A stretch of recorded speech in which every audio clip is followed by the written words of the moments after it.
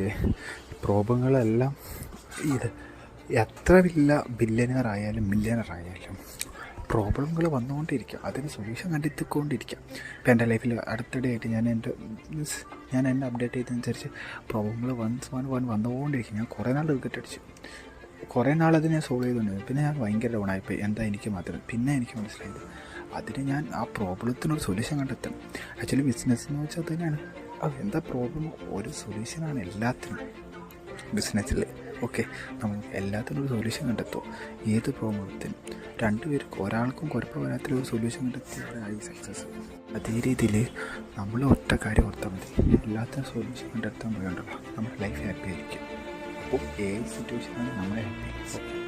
നമ്മുടെ ലൈഫിൽ ഇതുകൊണ്ട് പഠിച്ചത് നമ്മൾ ആട് ലൈഫിലാക്കും പഠിച്ച സൊല്യൂഷൻ ഒറ്റ കാര്യം. അത് എന്ത് വലിയ പ്രോബ്ലമായി, ഏത് വലിയ സിറ്റുവേഷൻ